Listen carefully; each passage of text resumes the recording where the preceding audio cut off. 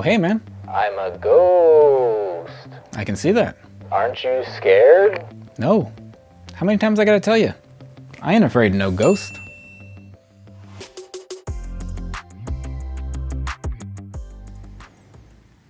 Hello. I'm Josh. Where are you from? Originally. That was a Ghostbusters reference, one of many you might hear throughout this video. This is Josh Builds Stuff. I'm Josh, and today we are, of course, talking about this brand new, big, beautiful vehicle. This is the Ghostbusters ECTO-1. This was just released in November 2020. This is another 18+ set in the Creator Expert theme and contains 2,352 pieces.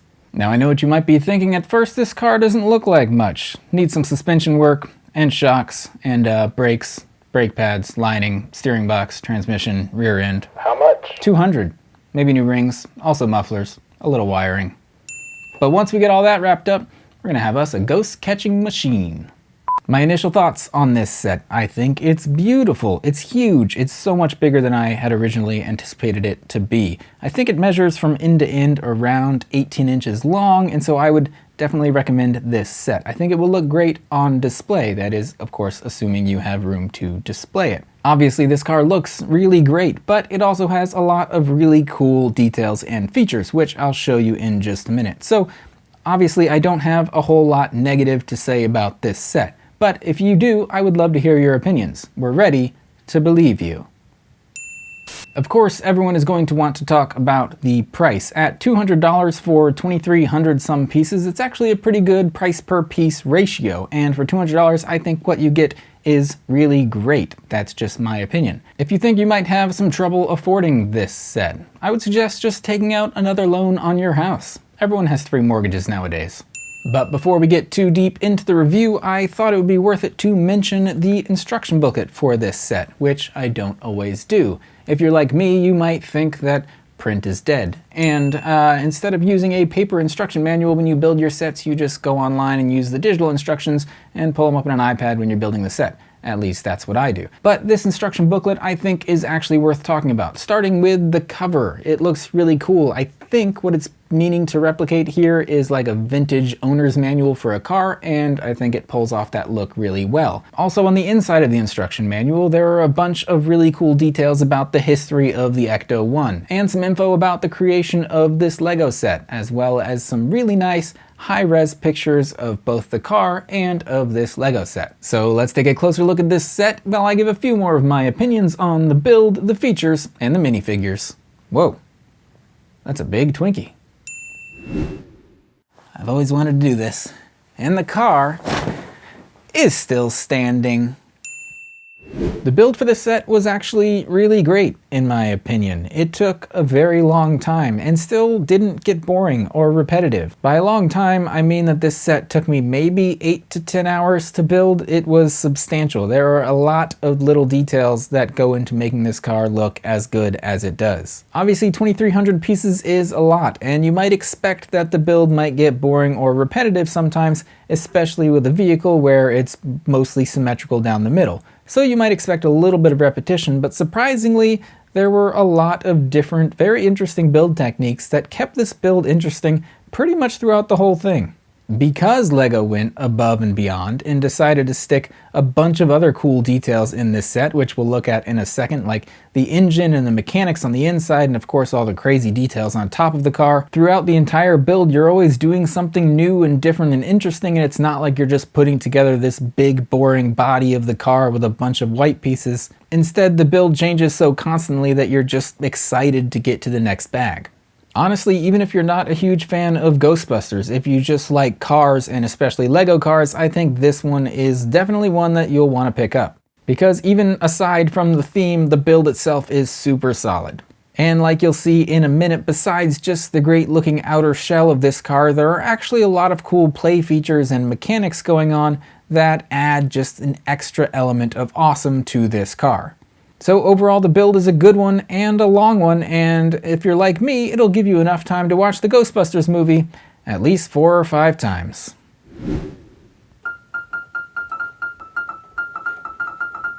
They hate this. I like to torture them. That's right, boys. It's Josh. Josh Builds Stuff. So let's talk features of this car, but before we get too deep into the features, I didn't mention this car also came with a cool VIP gift. This is a Ghostbusters Afterlife poster, but instead of the Ecto-1 from the movie, this is actually the LEGO version of the Ecto-1, so that's a pretty cool addition. But seeing as how this is meant to be the Ecto-1, not as it's represented in the original Ghostbusters movie, but as it's represented in the new Ghostbusters Afterlife movie, it has some slight features that I'm going to call them features. It has some slight differences to the original vehicle from the original movie. The biggest difference between this car in Afterlife and in the original Ghostbusters is that it's much older in Afterlife, and that being the case, LEGO has made this version of the car much more run down. At least they tried to. They included this whole bunch of different rust stickers. They're just a bunch of different decals that are supposed to represent rust, which the instructions tell you to put on throughout the build of this set. I, as you can see, did not include those stickers. And here's the thing, I think those stickers, well, any stickers on LEGO sets really kind of bring the quality of the set down a little bit. We'd all much rather have printed decals like, you know, the Ghostbusters logo that's on the door of this very set. And here's the thing, I understand that LEGO and the Ghostbusters movie can both do a little marketing deal with each other where LEGO gets to release a big, highly detailed version of a classic movie vehicle, and Afterlife gets a little promotion with the release of this LEGO set. However, I would challenge you to find anyone who would build this set and put on all of those rust stickers, because in my opinion, I don't think very many people, or I'm going to say anybody, I don't think anybody is buying this set because they're so looking forward to the new Ghostbusters movie, and even if they may be looking forward to the Ghostbusters movie, which I am, I don't think anyone's buying this set because they're such huge fans of this vehicle when it's all run down. No, I'm sure everyone is like me and they like the movie from the 80s, and so this is just a big set of nostalgia, which, I mean, really that's like half of the 18 plus sets that are out from LEGO right now, where they're just preying on the nostalgia of us millennials, and they know that we'll spend hundreds of dollars to build a really cool, really detailed vehicle from a movie that we loved our entire lives at this point. So with that rant out of the way, aside from those rust decals, which it's very easy to just leave off, what you end up with, I've said it like 100 times in this video already, is a big, beautiful model of a classic movie vehicle. So let's take a closer look at some of the lovely features about this car. Well, for one, just look at the detail of the car itself. The smooth, clean lines across the entire vehicle, and yet they're surprisingly accurate to the actual car. The car is like a Cadillac Motor Meteor or something, I don't remember, but the car has a lot of very interesting lines and curves, and honestly, I don't think LEGO could capture all that detail in a much smaller scale. I guess they did with the Ecto-1 from a few years ago, which was much smaller, but in this scale, they really can take advantage of smaller pieces to really capture a lot of cool details and curves. So that's my first plus about this set, is just that the outside of it looks really great and accurate to the movie itself. Other cool features, which I'll call play features, but I don't know that you'd really play with them.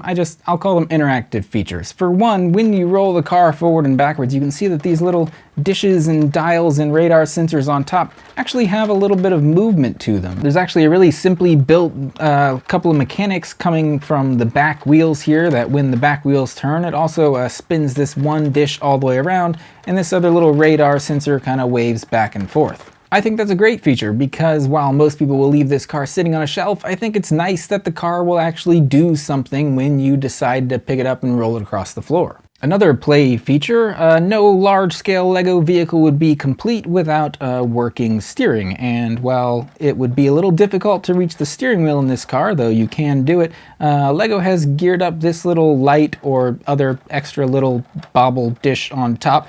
That's actually connected to the steering as well, so I can turn that and the wheels, as you can see, will turn. Like I said, that's all also hooked up to the steering wheel itself, so I can also turn the steering wheel on the inside of the car and that turns the wheels as well, but I like that I can keep the car closed and kind of drive it around just using the control here on the top.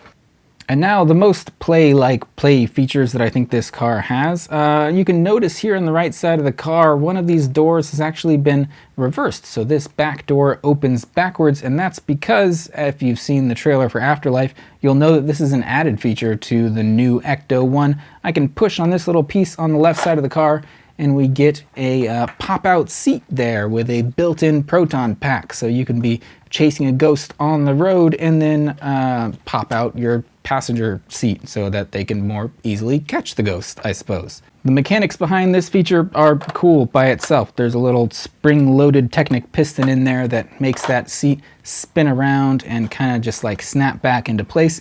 Honestly, the coolest part about that play feature to me isn't that the chair pops out. It's that if the chair isn't popped out, you can look along the left side of the car and it's absolutely seamless. You can't tell at all which of these little hidden panel buttons you could push that would trigger that play mechanism. That, to me, from a mechanical standpoint, is just darn impressive, but from a display standpoint is an absolute must in a set like this. And finally, the play feature on this set that, according to my 3-year-old, has the most playability because he loves doing this over and over again. If you were to open the back door on this set and pull out on what I think is the gas cap here, we deploy from under the vehicle a little remote control ghost trap. At least I think it's a remote control. I think this is another thing that we see in the Afterlife trailer, a little ghost trap being deployed from under the vehicle, but that is a really nice, again, really well hidden feature. Basically all that's happening here, assuming the ghost trap is sitting correctly in the back of the vehicle, there's just a little trap door that gets triggered when you pull out the gas cap, and it just turns into a little ramp which throws this little vehicle out of the back. So like I said, that's another nice little hidden feature and something fun for a 3-year-old to do over and over again. Okay, who brought the dog? I'm gonna bring this up at the next tenants meeting. There's not supposed to be any pets in the building. And besides all those great play features, there are a whole bunch of other great details about this car as well. As you can see, a bunch of the doors open up. 3 of the side doors open, the back door opens, the hood also opens up. And while LEGO could have left the hood area closed and empty, instead they decided to build a really surprisingly well-detailed motor in there. It's even got lines to connect to like a battery line. This whole car is just covered in awesome details. Obviously, there are a lot of cool things across the top of the car with the lights and the sirens and the little radar dishes.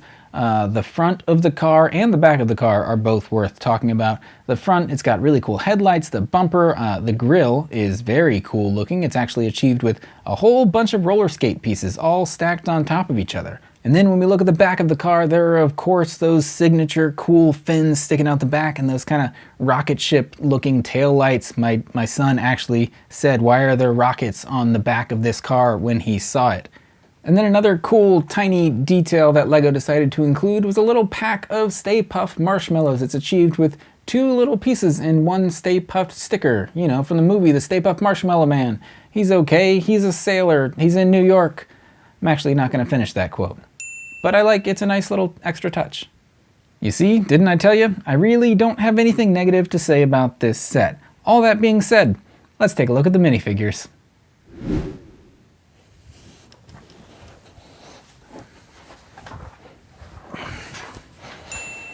There are none.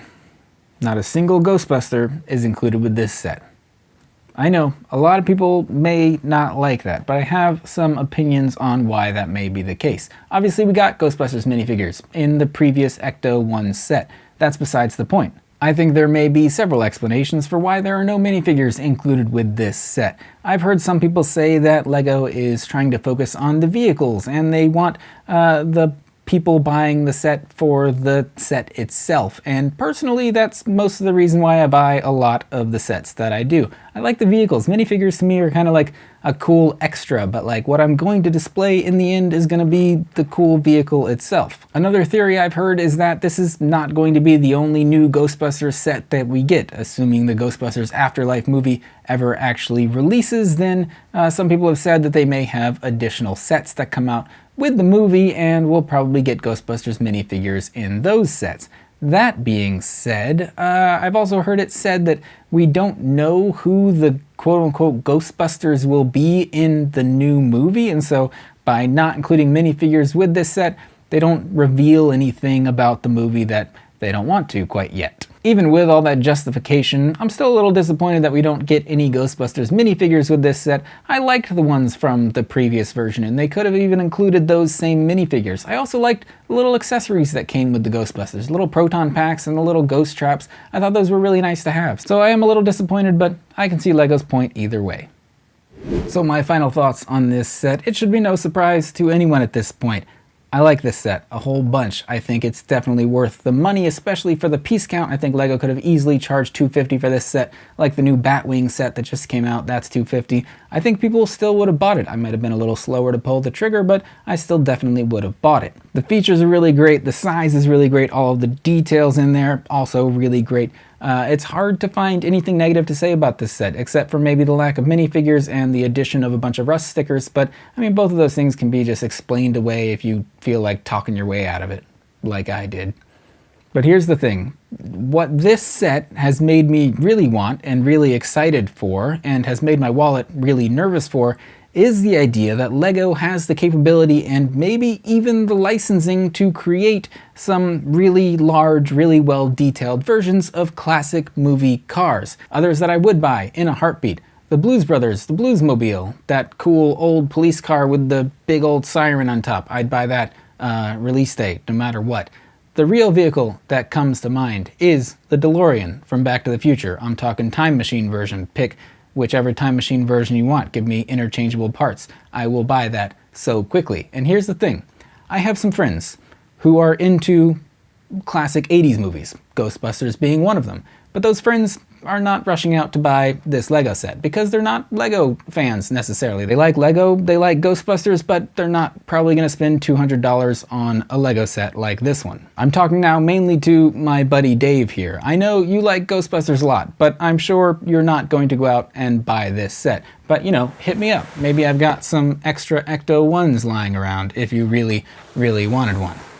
But if Dave is a big fan of Ghostbusters, he is a colossal fan of Back to the Future. And I think there are even more Back to the Future fans out there than there are Ghostbusters. And we know that LEGO can make DeLoreans because they made a DeLorean LEGO set a little while ago. So just imagine a DeLorean in this size and scale and detail and play features and whatever else you want to include.